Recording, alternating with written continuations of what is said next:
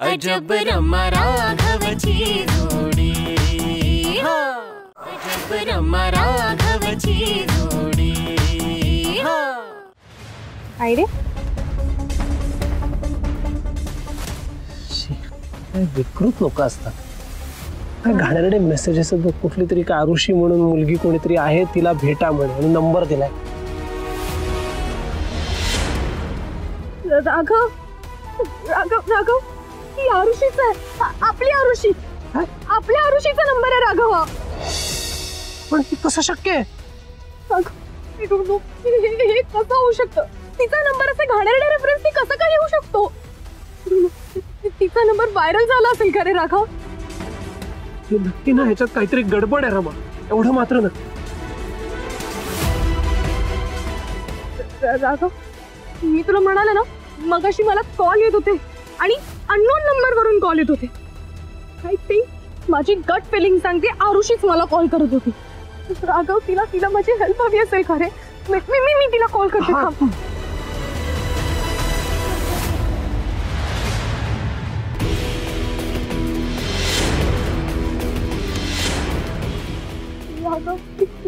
Phone of येतोय.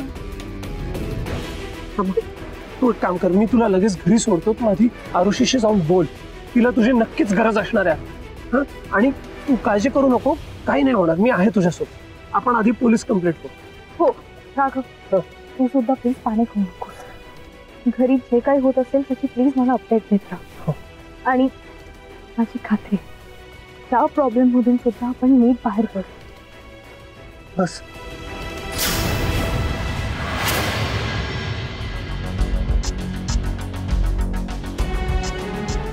आरुषीचा phone का नाही लागत आहे? काय झालं असेल? कुठे असेल आरुषी? मगाशी त्या अननोन नंबर वरून खूप मिस कॉल्स होते, त्यावर कॉल करून बघू का? कदाचित आरुषी रिसीव्ह करेल.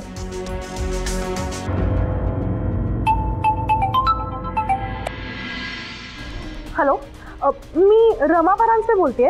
हा कोणाचा नंबर आहे? मगाशी मला या फोनवरून खूप कॉल आले होते. हो रमाताई, मी आरुषीची मैत्रीण मधुरा. आरुषी स्वतः तुम्हाला कॉल करत होती माझ्या फोनवरनं. तिचा एक खूप मोठा प्रॉब्लेम झालाय. हो हो हो माहिती आहे मला. कुठे आहे ती आत्ता? मला तिच्याशी बोलता येईल का? तिचा फोन लागत नाहीये. हो, ती खूप घाबरली होती, त्यामुळे तिने फोन सुद्धा बंद करून ठेवलाय. ती आता वरुणला भेटायला त्याच्या घरी गेली आहे. Okay okay thanks. मी वरुणला कॉल करते. चालेल, ओके बाय.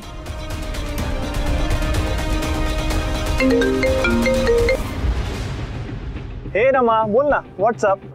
अरे वरुण तू कुठे आहेस आत्ता? मी ऍक्च्युली आरुषीच्या कॉलेजला आलोय, तिला सरप्राईज द्यायला. गेट जवळच थांबलोय. ती बाहेर आली की मला बघून खूप खुश होईल. वरुणला त्या मेसेजेस बद्दल काही कळलेलं दिसत नाहीये. मग आता नकोच सांगायला, हा उगाच डिस्टर्ब होईल. हॅलो हॅलो रमा, तू मला कॉल केला होतास? अरे काही नाही, ते आरुषीचा फोन लागत नव्हता म्हणून मी तुला फोन केला. हरकत नाही, ती तुला भेटली तर तिला सांग की मला फोन करायला. ओके? ऑफकोर्स.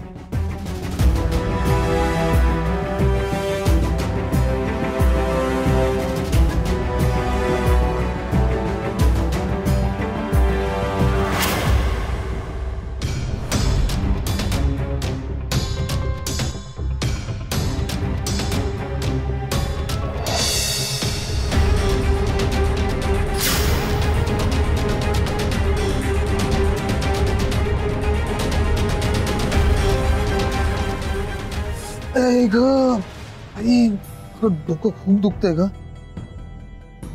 इतकं ठणकतंय काय सांगू तुला. कार्तिकेय काय हे आधी सांगायचं नाही का? थांब, मी तेल घेऊन येते. तुझ्या डोक्याला तेल लावते आणि डोकं दाबून देते, म्हणजे तुला बरं वाटेल. हा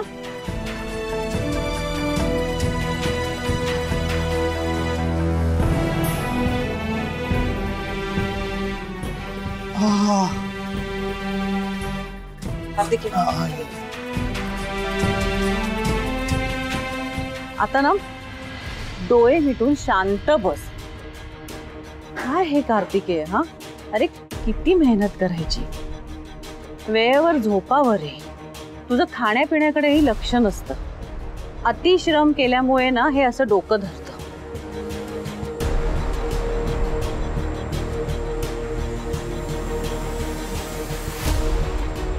आई, अगं तुझा हात लागताच डोकेदुखी पळाली बघ.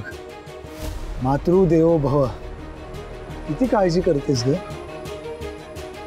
दादा फसवतोय आई आपण आणि ते त्याचं गुणगान करताना थकतच नाही. अरे तुझी मेहनत आम्हाला दिसत नाहीये का? खरंच हल्ली अशी मुलं मिळायला नशीब लागतं बाबा. तू आणि राघव आमचे 2 डोळे आणि 2 हात आहात.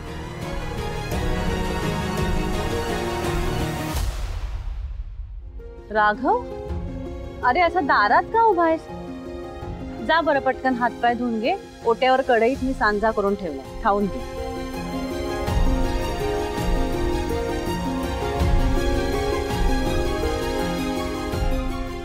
आई चहा हवाय मला.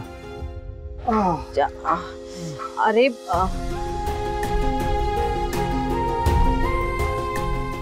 राघव, तूच करून घेतोस का? मी दिला असता, पण हे बघ ना, हात तेलाचे आहेत रे म्हणून. अगं मला तुझ्या हातचा चहा हवा होता आल्याच.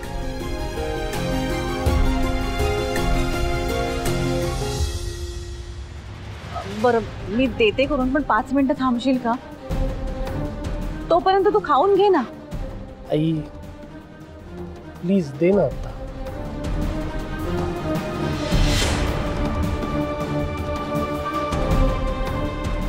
बर देते करून. कार्तिकेय थांब हा.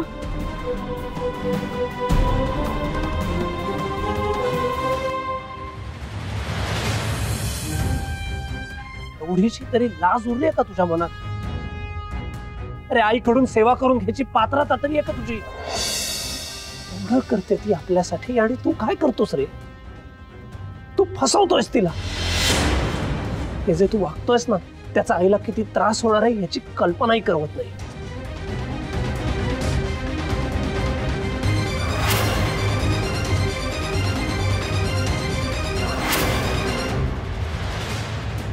रमाताई, हरुषी तू ओके आहेस ना? तू बस बघू.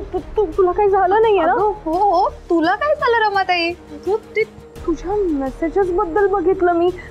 तू ओके आहेस ना ग? ते अगं मी एकदम रिलॅक्स आहे.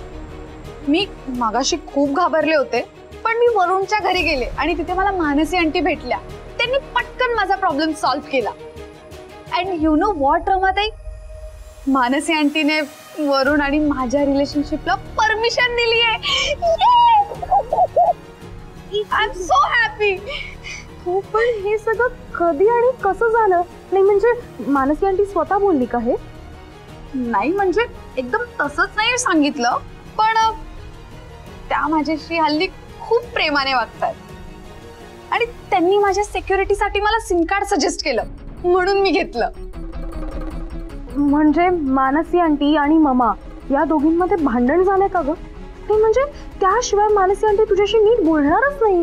नाही, मला नाही वाटत त्या दोघींचं काही भांडण वगैरे झालंय.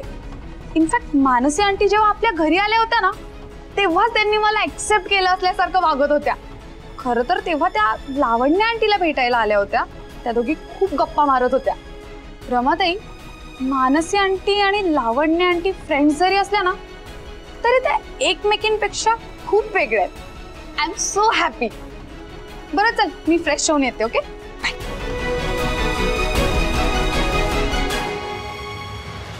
मानसी आंटी खरंच बदलली आहे का? की मम्मा बरोबर तिचा हा काहीतरी नवीन प्लॅन सुरू आहे? हे मेसेजेस वगैरे मम्मानेच नसेल ना केलं?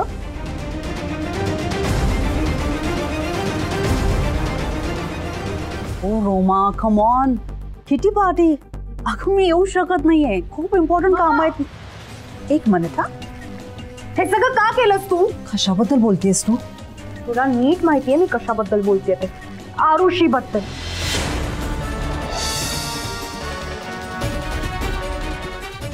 आरुषी बद्दल?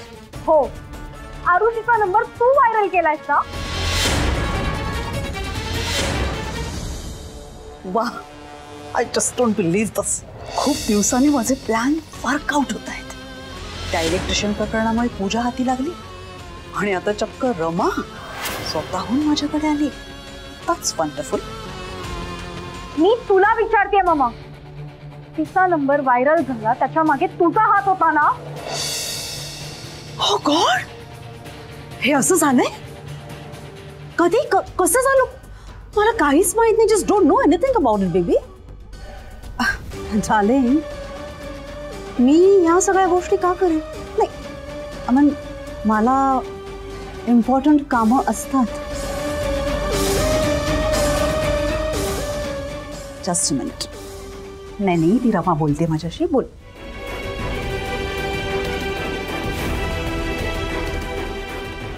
I know mamma is lack. तिला नक्कीच वरून आणि आरुषीबद्दल काहीतरी समजलंय आणि आमच्याबद्दल पण डाऊट यायला लागलाय. आता ती आरुषीला त्रास देते तसाच राघवलाही देऊ शकते, पण मी तसं होऊ देणार नाही. ममाला काहीही करू देणार नाही. मी तयार आहे.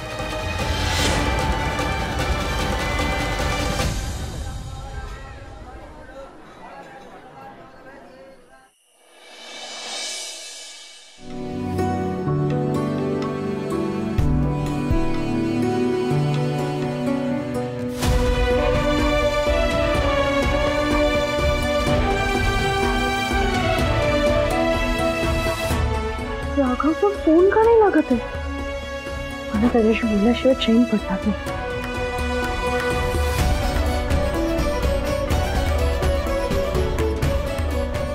हॅलो राघव, अरे कुठे आहेस तू? कुठे होतास? काही प्रॉब्लेम झाले का? घरी काय झालंय का? कार्तिकेय दादांशी काय झालंय का तुझं? मला सांग, तुझं काही बोलणं झालं का घरी गेल्यावर त्यांच्याशी? अमर आधी आरुषीचं काय झालं ते मला सांग. ती ठीक आहे ना? ती एकदम ओके. थँक गॉड ते मॅटर संपलं. नशीब. ते एक टेन्शन तरी कमी झालं. म्हणजे कार्तिकेय दादांचं टेन्शन ते इतक्यात संपेल असं वाटत नाही.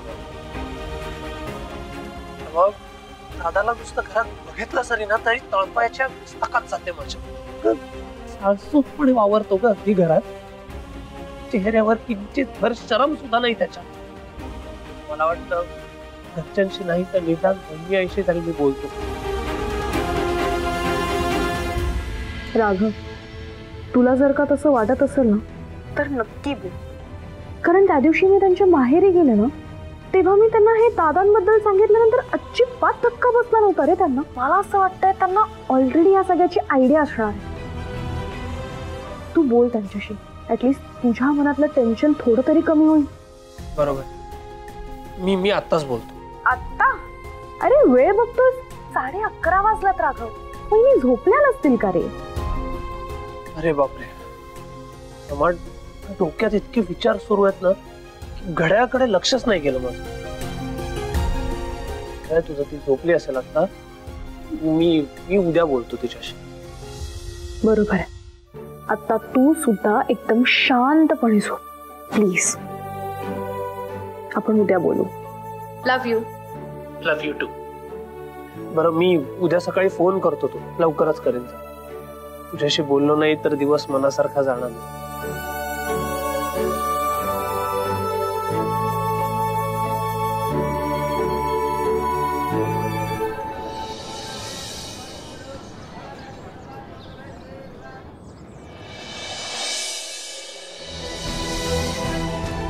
कारण त्या दिवशी मी त्यांच्या माहेरी गेले ना तेव्हा मी त्यांना हे दादांबद्दल सांगितल्यानंतर अजिबात धक्का बसला नव्हता रे त्यांना. मला असं वाटतंय त्यांना ऑलरेडी या सगळ्याची आयडिया असणार आहे.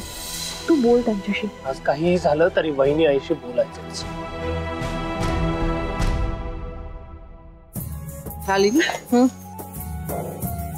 अगं त्या फडके वहिनींच्या मुलाचं आणि सुनेचं ऐकलंस का ग? हो आई, फडके वहिनींनी इतकं स्पष्ट बोलण्याची काहीच गरज नव्हती. हो ना ग. आई, हा, वहिनी आई कुठे? स्वयंपाकघरात. राघव हात धरून आला रे. हो आई.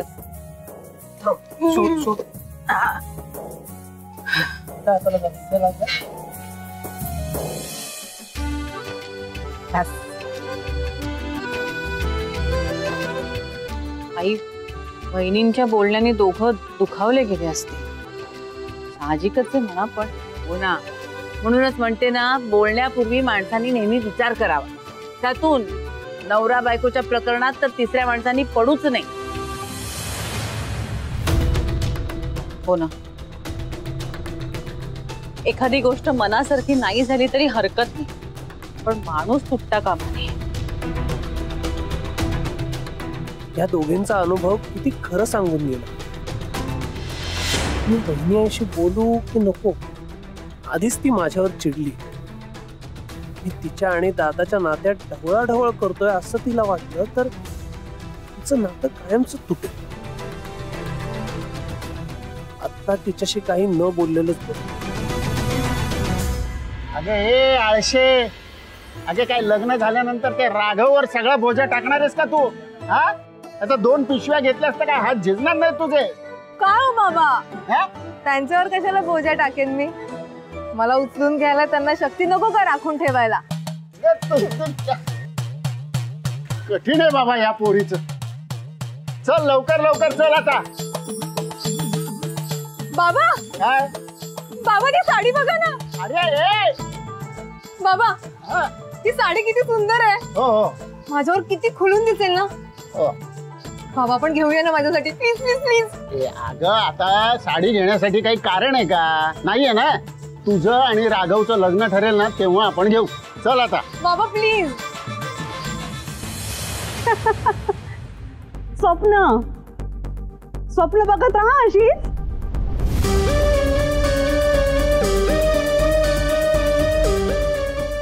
लावण्य मॅडम तुम्ही?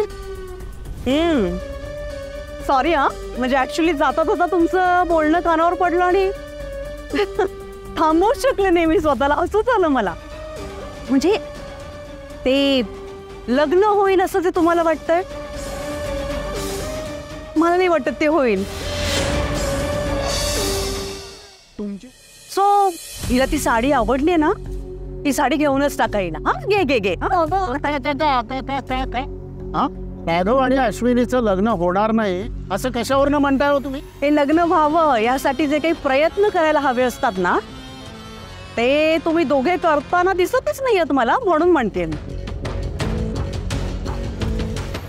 माधवराव, कसं आहे, माणूस काय किंवा वस्तू काय हातातून जाता कामा नये.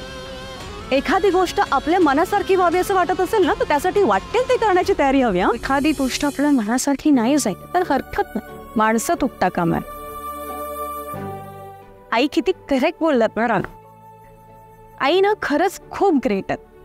म्हणजे त्यांच्या या एका वाक्याने तुला कळलं की काय करेक्ट आहे आणि काय रॉंग.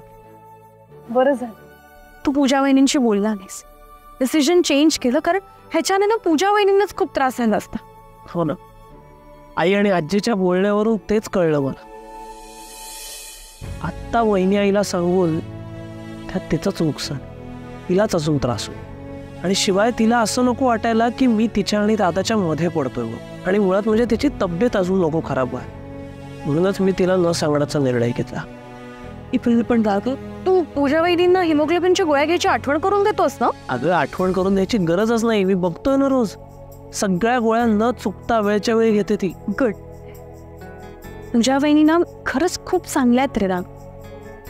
मला त्यांच्यासाठी खूप वाईट वाटतं. ह्यांना ना कार्तिकेय दादांमुळे खूप त्रास होतोय. कार्तिकेय दादा असे का वागत असतील रे? अगं तुला माहितीये, मला असं वाटतं ना की पूजा वहिनी आणि कार्तिकेय दादा ह्यांची जोडी मेड फॉर इच अदर. त्यांनी कधीच सेपरेट होऊ नये. आता जे काही म्हणेल ते तुला थोडं ड्रीमी वाटेल, पण माझं असं मत आहे, marriages are made in heaven. कोणीतरी कुठेतरी ऑलरेडी हे ठरवलेलं असतं की कुठलं परफेक्ट कपल आहे. जसं तू आणि मी.